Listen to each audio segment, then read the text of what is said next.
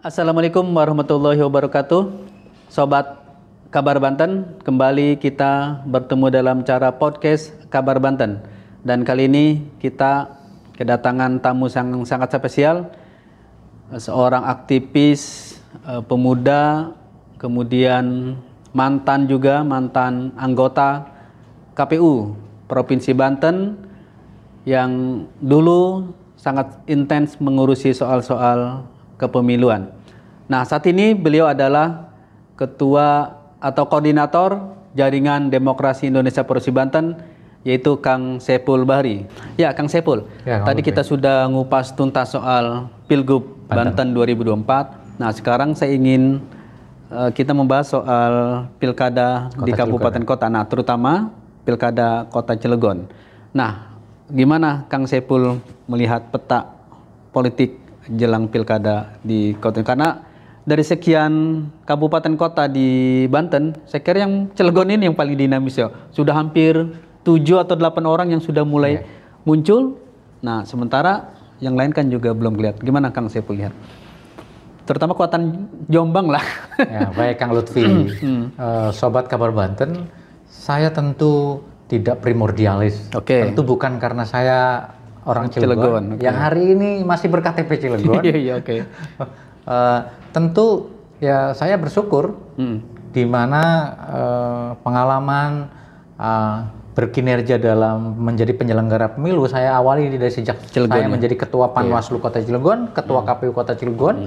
Maka tentu bagi saya Cilegon dalam teropong kontestasi pilkada, saya merasa ditakdirkan Allah menjadi penyelenggara yang paling beruntung karena pilkada pertama saya pelakunya sebagai ketua Panwas. Sampai detik ini tentu kita masih attention dan saya bersyukurnya lagi kegeliatan, antusiasme elit-elit Cilegon berkaitan dengan pilkada itu ternyata tidak pernah surut.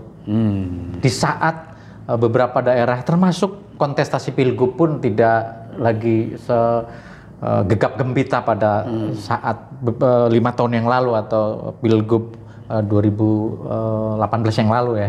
Nah, tentu sekali lagi ya seperti yang Kang Lutfi sampaikan tadi bahwa jauh-jauh hari memang elit-elit Cilegon sudah mendeklar, bahkan sudah bersosialisasi, sudah berkampanye, sudah sudah PDKT dengan masyarakat Cilegon. Ya, mulai dari Dede Rohana yang dari jauh-jauh hari, ya juga ketua partainya Alawi, Panti ya. Padahal dalam satu gerbong PAN, disusul bahkan jauh-jauh hari juga sebelumnya Pak Isro, ya Pak Isro itu jauh lagi lebih, karena memanfaatkan mungkin kesempatan masih menjadi ketua dewan, Pak Isro langsung bersosialisasi, ya ketika saat yang lain sibuk pileg, sibuk kandidasi untuk menjadi anggota DPR di semua tingkatan, tapi ternyata Pak Isro juga sambil mensosialisasikan dirinya berminat untuk menjadi calon wali kota Cilegon. Termasuk Bu Ati kan, yang juga disiri mandat itu di awal-awal. Nah, termasuk pada awal-awal pemilu legislatif kan ketua partai P3-nya sendiri, Pak Saruji, sudah mulai agak berminat lah. Pak Saruji sendiri ini awal, sampai akhirnya kemudian sekarang justru yang akhirnya terus berkembang bukan ketua partainya, bukan Pak Sarujinya, tapi Pak Endang, ya mantan ketua Dewan Cilegon yang kebetulan ya hari ini ya kita tahu sedang membangun komunikasi politik dengan Dede Rohana. Nah, ini juga opsi tersendiri yang kalau ini deal, maka ini jadi kandidat yang cukup kompetitif ke depan. Di samping muncul juga setelah Bu Ati mengatakan tidak lagi meneruskan untuk kandidasi wali kota Cilegon, muncul nama baru yang dimunculkan namanya Robinsar. Nah, ini yang memang balikonya juga sudah banyak ya. Dari Golkar. Robinsar dari Golkar sama dengan Pak Isro. Nah, sementara memang selain ini di Cilegon relatif masih belum ya muncul. Walaupun pada saat 5 tahun yang lalu kandidat lain, tokoh-tokoh Cilegon yang lainnya sudah mulai berani. Nah, hari ini sepertinya Cilegon kena efek juga nih dari Pilgub Banten. Iya. Jadi akhirnya yang rame kan Pak Heldi yang udah pasti sebagai incumbent, Robin Sarr, Isro, Dede Rohana, Endang yang hari ini muncul. Nah untuk sementara baru itu yang benar-benar terang-terangan mungkin ke depan akan terus mencoba untuk membangun koalisi dan mendapatkan rekomendasi atau surat mandat dari DPP-nya masing-masing. Itu Kang Lutfi. Ya, kalau dari peta koalisi sudah tampak Kang, partai-partai di Kota Cilegon, misalnya Gerindra membangun ke mana, kemudian PAN kemana, P3 kemana, yang pengamatan Kang Saiful sendiri, mereka sudah melakukan itu belum? Mereka sebenarnya saling menjajaki ya. Mereka saling menjajaki, walaupun saya juga dapat info, mudah-mudahan ini tidak keliru bahwa bisa jadi Robin Sarr membangun dari Golkar nih, membangun komunikasi koalisi sama Gerindra. Sementara Gerindra kita tahu sendiri incumbent-nya kan ketua partainya Pak Heldi Agustian. Ya jangan-jangan komunikasi Butatu dengan Andra Soni yang baru saja aktual kemarin. Betul. Kalaupun deal dan itu harus dipaketkan di seluruh kabupaten kota di Banten sekurang-kurangnya. Ya jangan-jangan suka tidak suka akhirnya ya koalisi di Cilegon Gerindra Golkar sama dengan pilgubnya pilgubnya mungkin sehingga Andra Soni Gerindra wakil. Nah jadi tukeran. Kalau di Cilegon Gerindranya wali kotanya, calon wali kota, sedangkan Golkarnya calon wakil. Nah bisa jadi kebalikan dari provinsi kan. Kalau di Banten Golkarnya yang Banten 1, nah Gerindra yang Banten 2. Walaupun sekali lagi kan peta kursinya bisa jadi harusnya kan kalau di Cilegon Golkar yang C1 harusnya berdasarkan kekuatan kursi. Betul.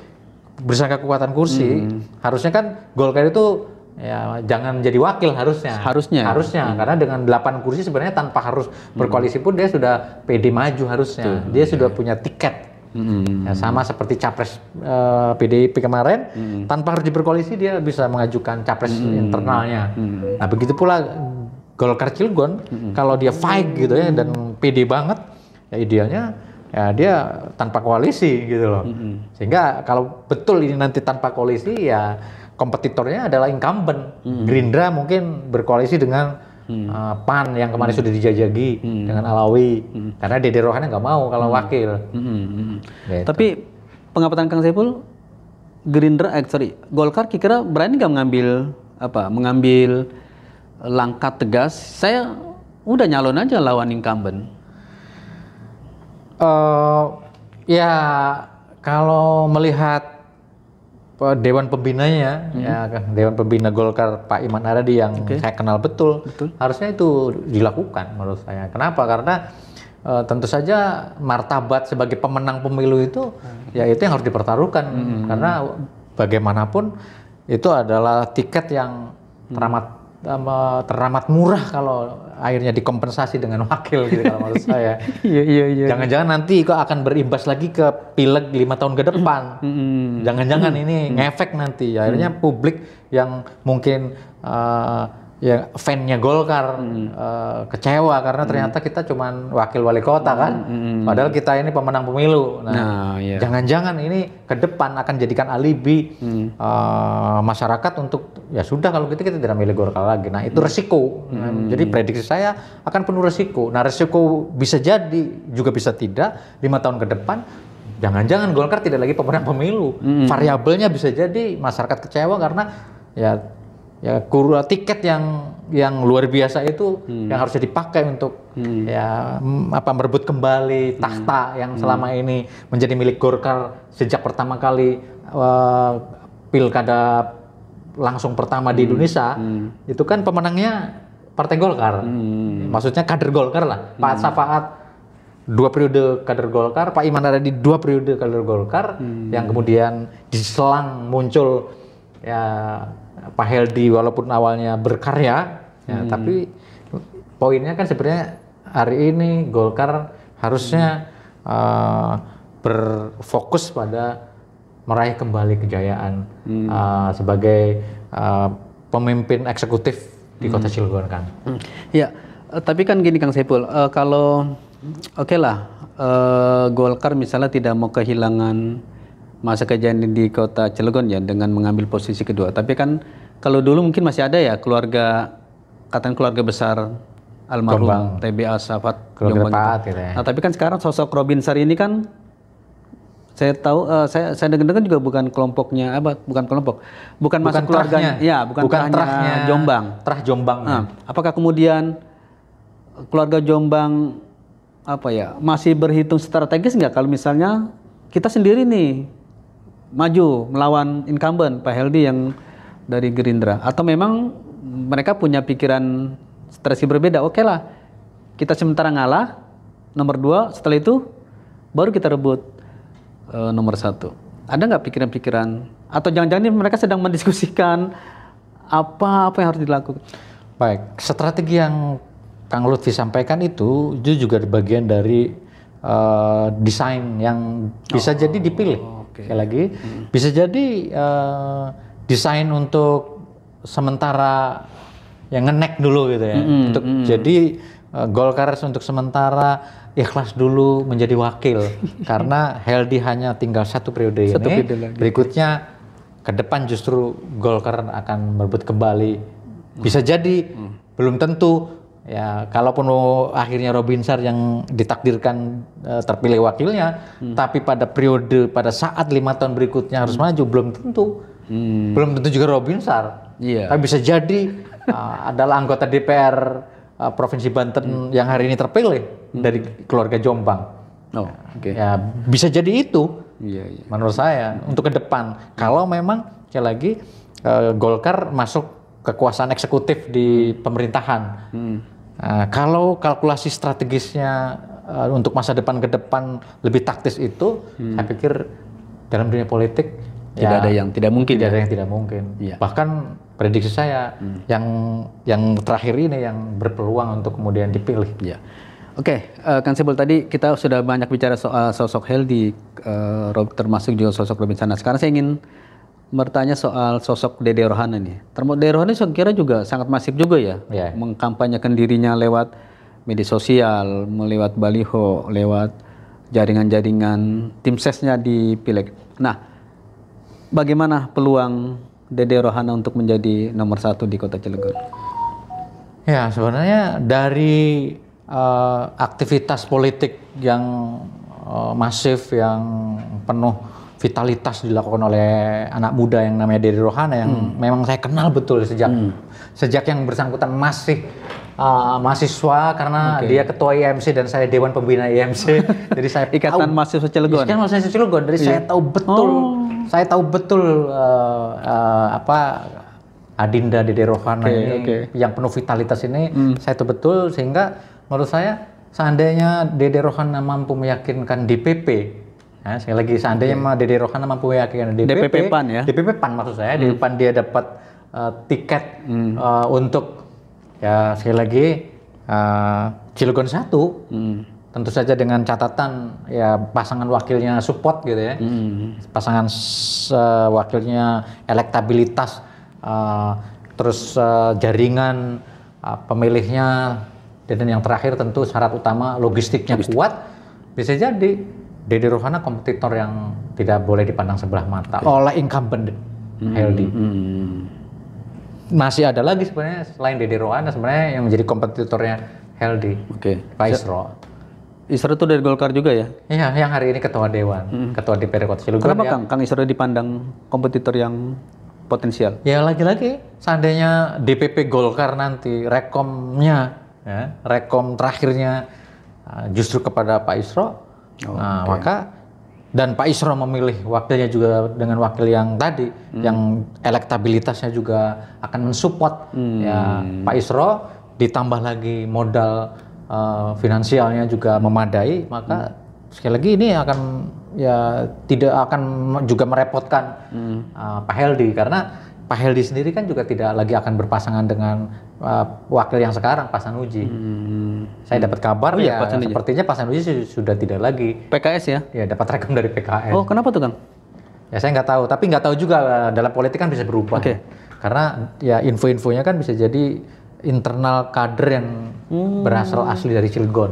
Loh, berarti sekarang PKS kira-kira akan mencalonkan siapa? Kader internal tetap atau nimbrung ke partai lain? Dugaan saya sepertinya dia akan berkoalisi, akan berkoalisi dengan bisa jadi Gerindra kembali, ya walaupun mungkin orangnya bukan Sanusi, atau bisa jadi dengan Sanusi, tapi kan prediksi saya kecil konflik hubungan psikologis yang sebelumnya sempat retak itu menurut saya yang mungkin tidak nyaman Pak Heldi, dan sementara Pak Heldi merasa boleh kalau PKS gabung koalisi tapi asal jangan saya memprediksikan itu boleh PKS gabung sama saya tapi asal jangan Pak Sanusi kira-kira gitu kan. Kalau yang lain oke. Saya memprediksikan itu karena sekali lagi kalau sekali kita konflik relasi kerja itu biasanya nggak mudah untuk akan jilid kedua itu nggak mudah biasanya. Nah itu. Ya Kang, Cilegon juga termasuk yang unik juga nih ya. Kalau misalnya di daerah lain atau pilkada sebelumnya kan banyak misalnya politikus nih yang di calon kepala daerah biasanya dia akan menggandeng birokrat karena birokrat diyakini akan memperkuat posisi dia di lingkungan PNS. Nah Cilegon kok tidak ada ya birokrat yang maju terus nama-namanya akan digandeng oleh Pak Heldi, digandeng oleh Dede, itu kok tidak muncul? Apakah ini memang ASN yang tidak menarik atau memang di Cilegon itu memang perlu orang politik untuk memimpin pemerintahan? Baik, Kang Lutfi, sepanjang tentu pengalaman rekam jejak saya menggawangi Pilkada Cilegon pertama 2005, ya, justru tradisi Pilkada Cilegon itu pemenang pemilunya selalu wakilnya adalah birokrat. Satu Rusli Ridwan birokrat. Birokrat, yang pada akhirnya 2 periode juga kan. Nah berikutnya Edi Aryadi birokrat juga. Nah, jadi baru ya setelah periode kemarin pecah lah telur lah.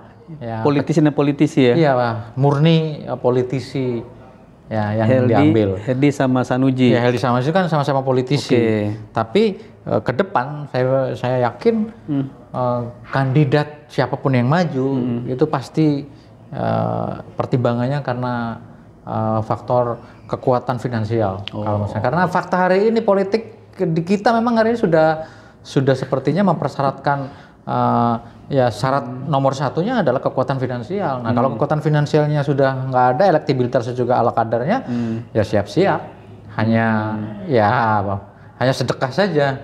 Ya namanya sedekah ya jangan berharap apa-apa kan. Oh jadi kemungkinan di Pilkada Kota Cilegon tetap nih ya, pasangan politisi dan politisi. Pertama tadi kenapa pada saat era Pak At, Pak Iman ngambil birokrat.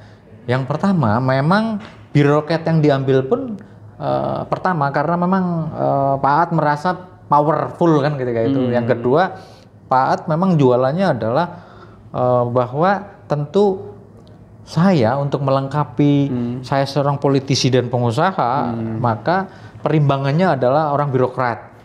Karena untuk mengamankan kebijakan kepala daerah tentu harus ada yang mengamankan pada wilayah eksekutor dari janji kampanye kepala daerah kan. Karena janji kampanye kepala daerah tentu biasanya problematikanya pada para pembantunya, yaitu ya kepala-kepala dinas, para birokrat.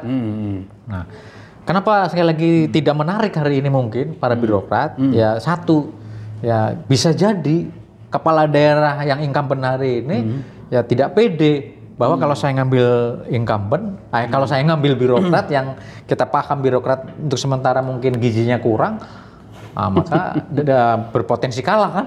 Ya mendingan kita menang, birokrat tinggal tetap kita kendalikan. Gitu Kang. Ya, Kang Timbul, sekarang saya ingin ke lebih umum lagi ya. Oke lah, misalnya pilkada serentak, pilgub, kemudian pilkada kabupaten kota akan digelar November. Nah, kira-kira nih, kira-kira isu-isu apa yang mesti dimainkan oleh kepala daerah nanti, termasuk di wakil itu, sehingga isu-isu yang mereka rumuskan itu bisa menyentuh menyentuh pemilih untuk memilih mereka. Nah, apa yang mesti dikemas oleh mereka ini? Ya, termasuk di Cilegon ya, termasuk di Cilegon. Kalau untuk Cilegon sendiri kan isu yang selalu aktual kan isu tentang tenaga kerja ya.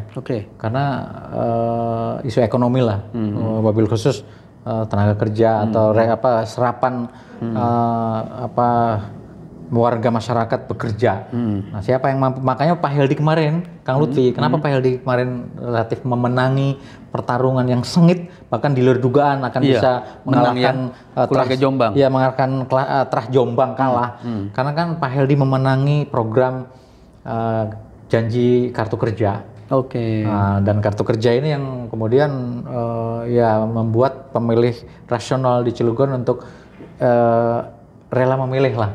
Walaupun sekali lagi ya justru di sini lagi-lagi kekuatan programnya. Nah, ini yang menurut saya harus didorong, kontestasi pilkada ini jangan semata-mata kekuatan finansial. Tapi kita berharap ke depan kalau memang kandidatnya sudah diputus, sudah ditetapkan maksud saya, kita masyarakat di seluruh Indonesia, wabil khusus masyarakat pemilih Provinsi Banten, ya kita tagih kepala daerah kita di semua tingkatan, baik itu gubernur, calon bupati, wali kota di masing-masing wilayah di Provinsi Banten, ya kita tuntut bagaimana janji mereka ke depan bisa mensejahterakan masyarakat.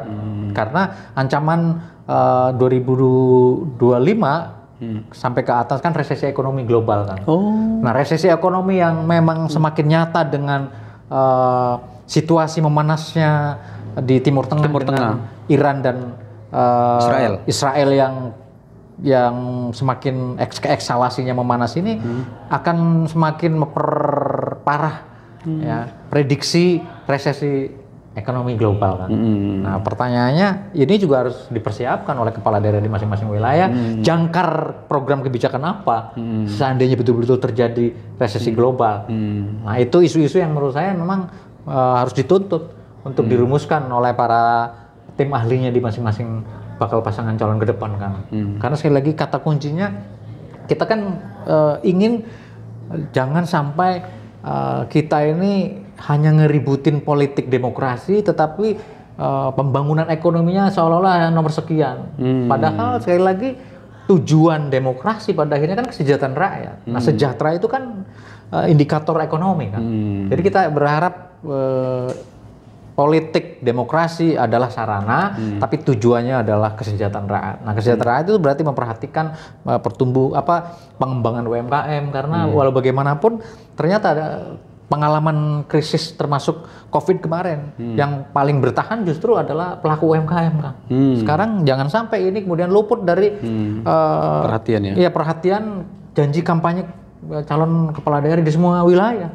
Karena di situ sebenarnya sektor realnya. Nah, di situ. Termasuk mungkin beberapa daerah yang memang sumber penghasilan masyarakatnya adalah agraris pertanian. Itu harus ada gagasan bagaimana mengangkat kehidupan para petani di sektor-sektor perikanan. Nah, menurut saya itu. Tapi karena Cilegon adalah kota industri, justru menurut saya gagasan untuk bagaimana menghidupkan sektor jasa, Pak Lutfi, ini yang harus kreatif. Sehingga sektor jasa yang meningkatkan kesejahteraan ini yang memang kita tunggu bagaimana program janji kampanyenya wali kota dan calon wakil wali kota di kota Cilegon. Ya, Sobat Kabar Banten, demikianlah bincang saya dengan Kang Saiful Bahri, Koordinator Jaringan Demokrasi Indonesia Provinsi Banten, soal pemilu. Terima kasih Kang Saiful sudah berkenan hadir di acara podcast Kabar Banten, dan kita kembali nanti ketemu lagi di acara podcast Kabar Banten dengan tema-tema menarik lainnya. Saya undur diri. Wassalamualaikum warahmatullahi wabarakatuh. Waalaikumsalam warahmatullahi wabarakatuh. Terima kasih Pak.